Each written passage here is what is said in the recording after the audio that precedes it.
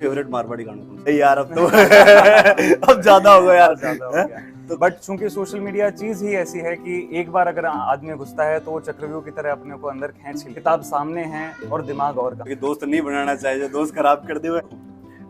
कहीं यान का बदलाव होना चाहिए ताकि जो एक आम आदमी है बिना वक्त पर न्याय मिल सके। तो बड़े ही सुखद पर्सनालिटी हैं दीप जी, इनके चैनल को सब्सक्राइब करें। राम राम साहब, मेरा नाम है दीप और ते सब देख रहा हो राजस्थानी दीप। आज अपने साथ में श्याम शर्मा है। आरजेएस का बार रिजल्ट आया है और आगे 13 रैंक आई है। तो आगे सफर का बारे में जान पड़ा है कि कियान आरजेएस तक पूछा और साथ ही जगह आरजेएस की तैयारी कर रहे हैं। बाकी थोड़ी बाने भी थोड़ी मदद मिले तो आसू जियान कौन सी किताबें पढ़ी है बाकी बारे में भी बात कर। बहुत बहुत स्वागत है ताको राजस्थानी दीप का मायने। धन्यवाद दीप जी।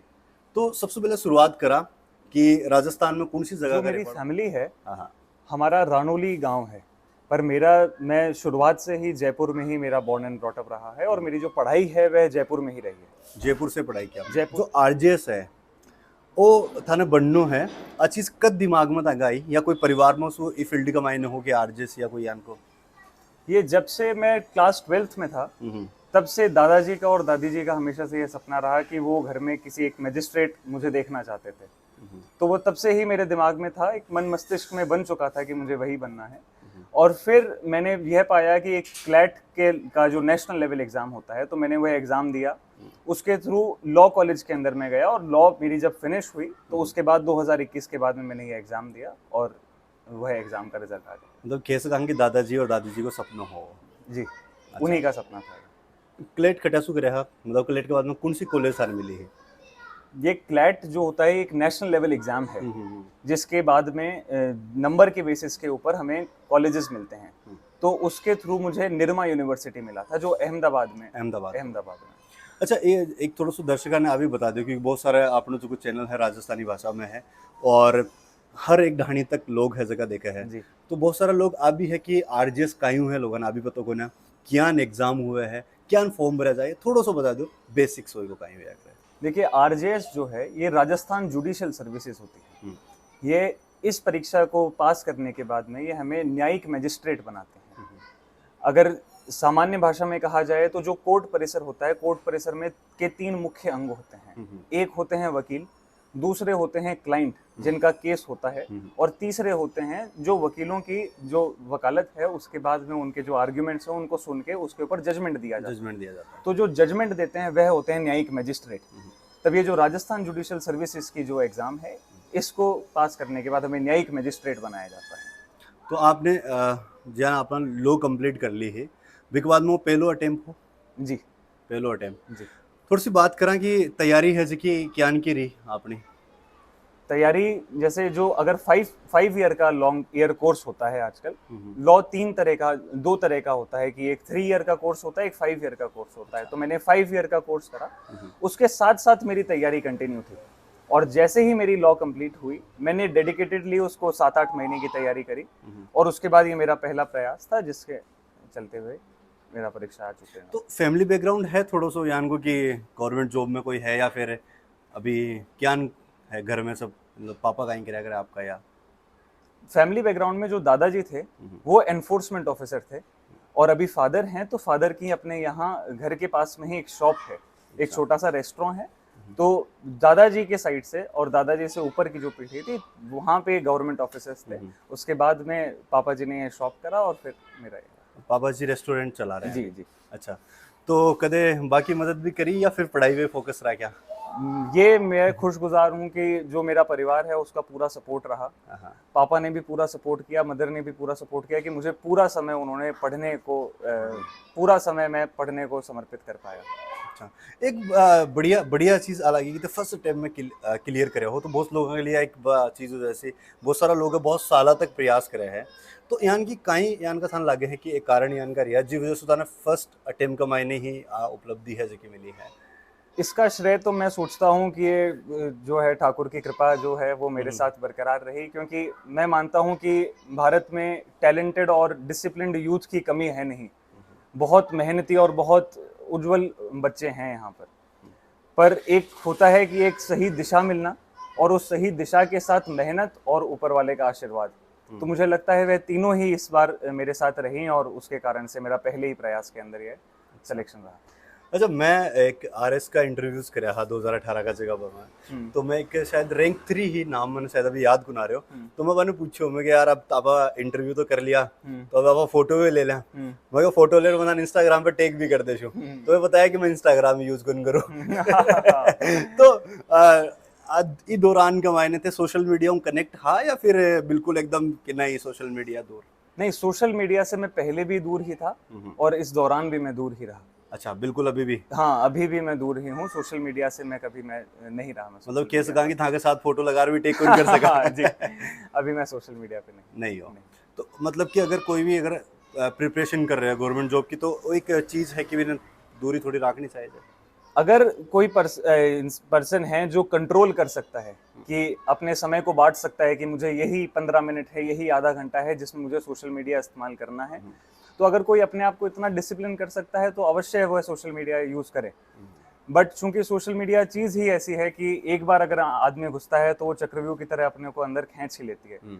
तो जिस दौरान जो पर्सन है जो तैयारी कर रहा है, तो मेरी यह सलाह होगी कि उस दौरान वह सोशल मीडिया से दूर रहे। अच्छा, बिल्कुल दूरी रखनी। दूरी रहे, थोड़े समय की बात होती है जिस समय दूरी रहे, उसके बाद काफी समय है आपके पास सोशल मीडिया पे आने का।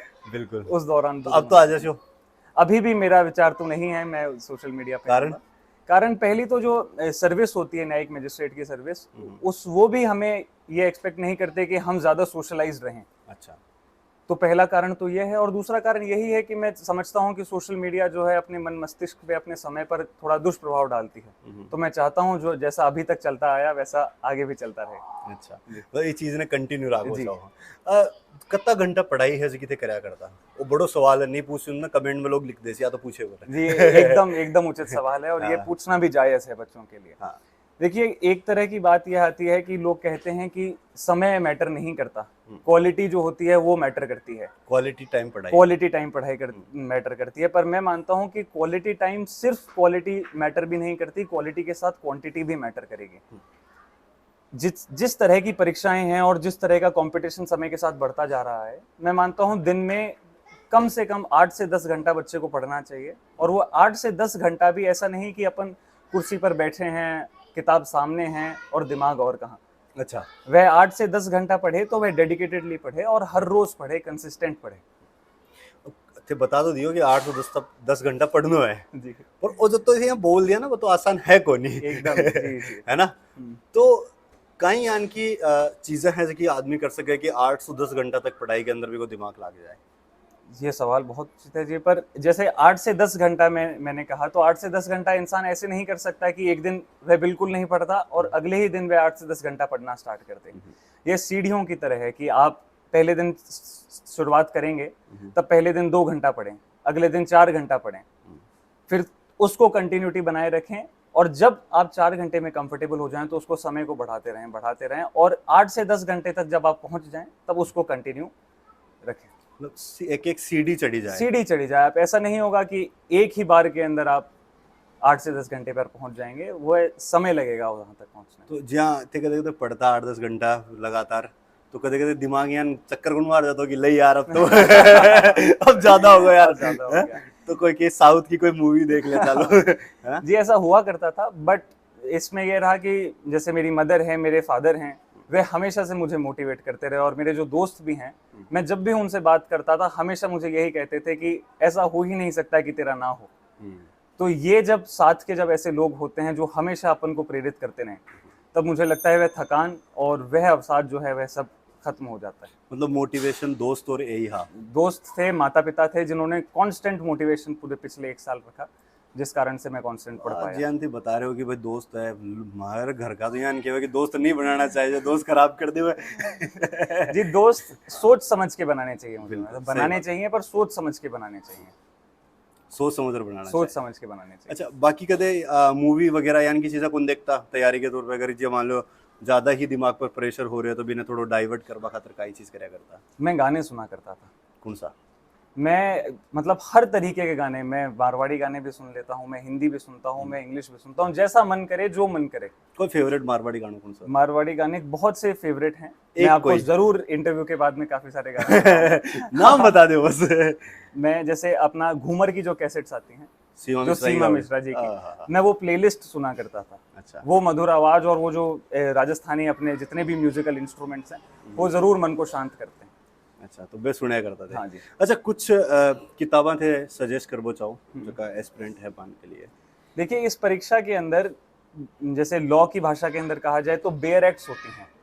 कई सारे लॉ हैं, उनकी बेसिक बेयर एक्ट्स होती हैं। जो बच्चे सुन रहे हैं, जो लॉ कर रहे हैं, वो समझेंगे इस बात को। तो मात्र वो जो किताबें होती हैं वह सफिशिएंट होती हैं।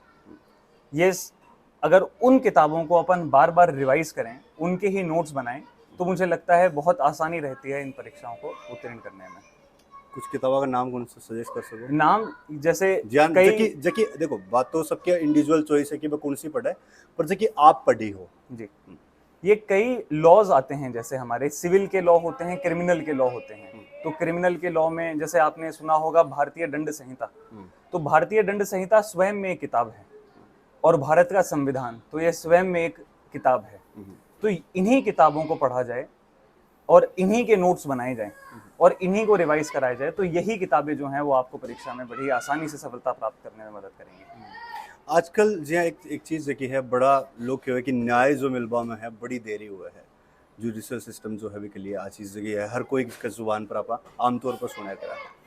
आज थे भी सिस्टम को पार्ट बनवा जा रहा हूँ, कहीं यान का बदलाव होना चाहिए ताकि जो एक आम आदमी है बिना वक्त पर न्याय मिल सके। कहीं आपकी सोच है बारे में। न्याय में देरी जरूर एक गंभीर समस्या है आज के समय को अगर देखा जाए तो, बट समय के साथ हम ये देख रहे हैं कि न्याय मात्र कोर्ट तक सीमित नहीं रहा।